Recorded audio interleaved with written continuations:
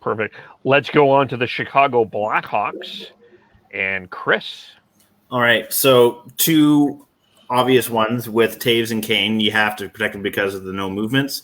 After that, I feel like for the most part, the next couple are going to be obvious in Debrincat, Strome, and Hagel. But as far as my, not going to call them wild cards, but ones I think might be up for debate would be Henrik Borgstrom and Adam Gaudette. I think that there's enough upside with Gaudette that you should protect him, but I feel like I'll probably take some heat for that one.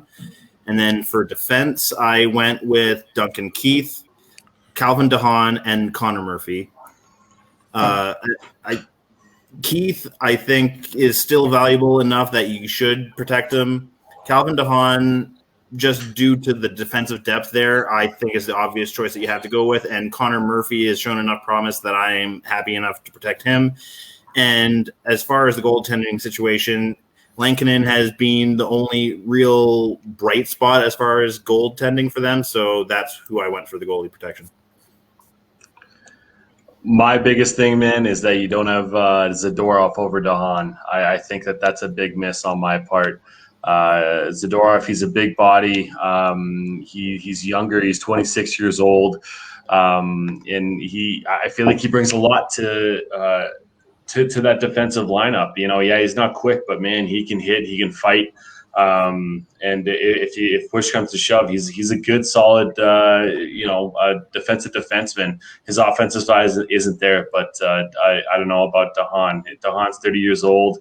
He's a UFA after next year, and so if I'm looking at it from a GM's perspective, you want to have as much team control as possible within that lineup. And Zadorov is an RFA this year, so Lankinen, yep. No-brainer there, and everybody else is pretty much on there. But it's kind of weird. You protected an ex Vancouver Canuck.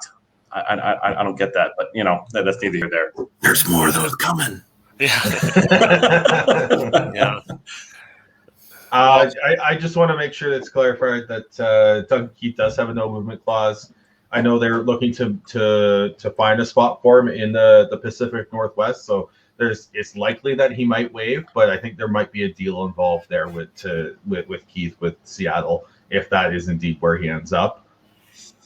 That was kind of waffling on that specifically, and that's why I didn't put a star on the form that I submitted. But yeah, we'll move on.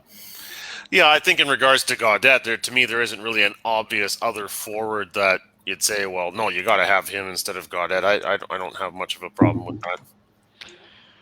Well, especially what they give up for him, too. Yeah. So my only question, Chris, is Gaudette predicted if he's with the Canucks? With the Canucks, it would have been debatable, but I probably still would have went to protect him, yeah. I don't have a huge issue with this list. You don't really need to protect Zadorov is an RFA. You don't necessarily need to protect him. To me, this list, I don't have a huge issue with it myself. But in terms of Zadorov, I actually did have him on one iteration of my list, but ultimately, from the research that I did do, it felt like a lot of other people were valuing DeHaan over him, so I kind of went with the crowd there in that regard.